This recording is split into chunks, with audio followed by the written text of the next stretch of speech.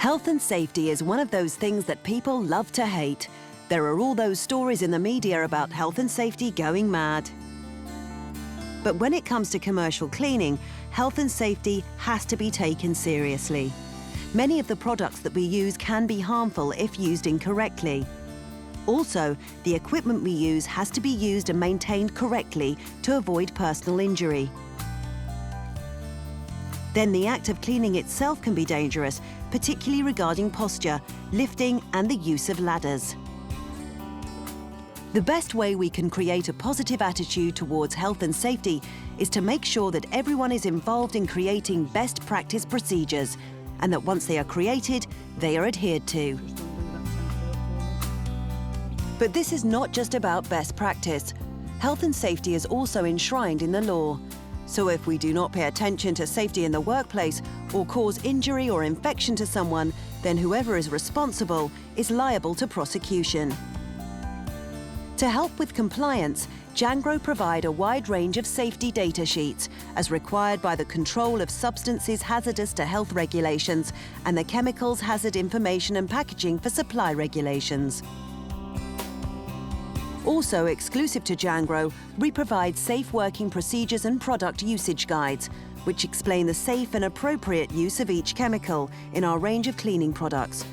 They are specially designed to be easily understood and use a simple pictorial format to help overcome any learning and language barriers.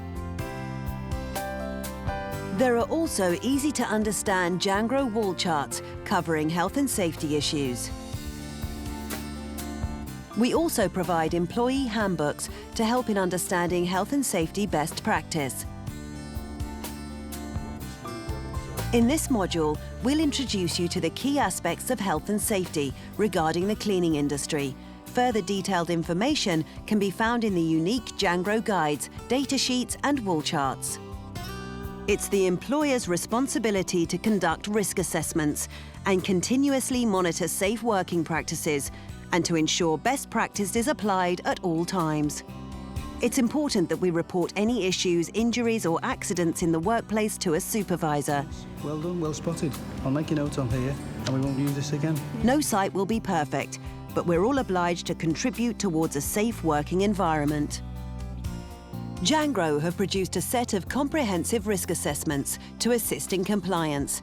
These cover every chemical product we produce, plus many cleaning procedures and a variety of cleaning equipment.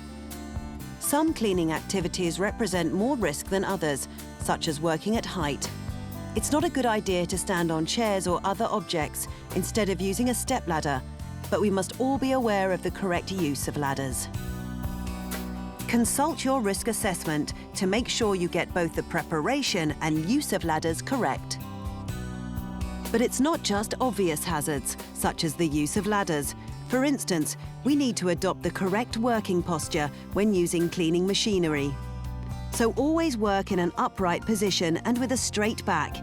Move with the machine in the direction you're cleaning to avoid bending your body from side to side. Poor posture can lead to injury and time off work, and it's estimated that 12 million days are lost through musculoskeletal disorders such as strains, sprains, back, neck and shoulder problems. When moving machinery, always use the wheels and handles provided and only lift machinery when it's absolutely necessary to do so. Never lift more than the recommended weight limits laid down in manual handling regulations. It's important that we take care of equipment. It's a major investment for you and the cleaning business. Before using any equipment, you must make sure it is fit for purpose and free of damage to the casing and wheels. You know where the tanks are at the front? Just undo that tank there for me. Never operate equipment unless you have the correct training and are confident to do so, as using equipment incorrectly can not only result in damage to your workplace, but could cause injury to yourself or others. If it's your responsibility, you should maintain a service record for equipment and ensure the machine is serviced as per the manufacturer's guidance. Then ensure that all cables are free from wear, cuts and tears, and that no bare wires are showing. Check the pins of the plug to make sure they are not bent or loose. Always empty and clean equipment after use. Check for current PAT stickers. That stands for Portable Appliance Test on all electrical equipment. If any equipment is faulty, we should stick a Do Not Use label on the machine. Always unplug and store the cable on electrical equipment after use, so it does not remain live and doesn't create a trip hazard to others around you. Then ensure all equipment gets returned to the security of the cleaning cupboard, out of harm's way. Where possible, Jangro have a common sense approach to product labels. It usually does what it says on the label. It's also a legal requirement to have safety information, and we must obey these instructions. This safety information includes colour coding. This is there to help prevent harmful bacteria from being transmitted around a building, and is designed to prevent a cleaning cloth which is used to clean a toilet being used in a food preparation area. So it's important that you are aware of your colour coding scheme and adhere to it. Since there is no law regarding colour coding, we must be aware that this scheme may vary, but Jangro works to the most common code adopted by the cleaning industry.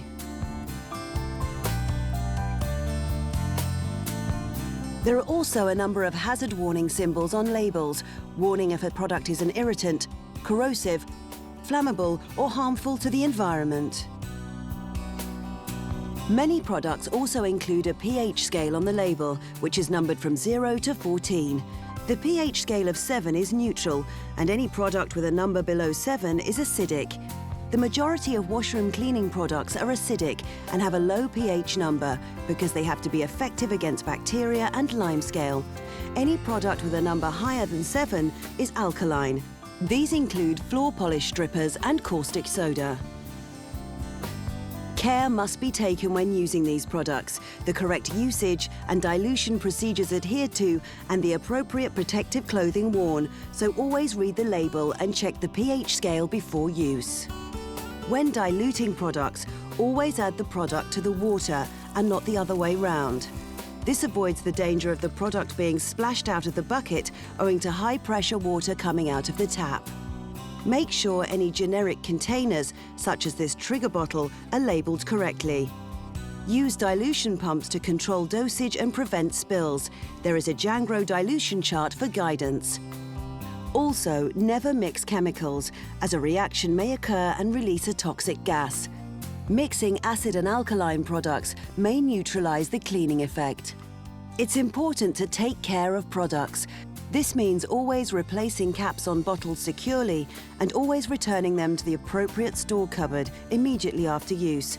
We must never leave chemicals unattended, as this represents a danger, especially in schools, care homes, hotels and public facilities.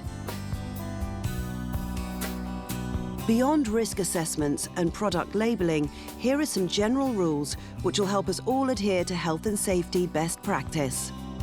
It's a legal obligation for the correct personal protective equipment, PPE, to be provided, and we must always use it, however frequently we carry out a task. Its use is mandatory for a reason: our safety. Risk assessment of all cleaning tasks will include PPE instructions, so please read them.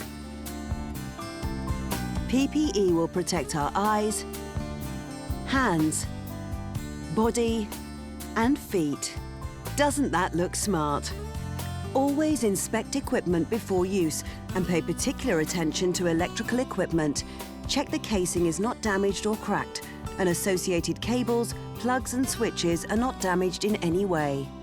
Also check that a PAT test label is present and that the retest date has not expired. Hazard warning signs are used throughout the workplace, and we must understand and obey them. They are there to keep us safe. They basically fall into 5 categories: signs which prohibit behaviours, mandatory signs which indicate a specific course of action, fire equipment signs, emergency signs, and hazard signs. Then there are safety signs, which we must all use whenever required. Use the appropriate sign for each cleaning task, and remember not to remove them until the job is completely finished. For example, if you're wet mopping a floor, do not remove the signs until the floor is completely dry. We must know the location of all first aid kits, and bear in mind that as well as standard kits such as this, there may be others, including burns kits, eye wash stations, sharps disposal and biohazard kits. And one final piece of advice regarding health and safety. If in doubt, stop and ask.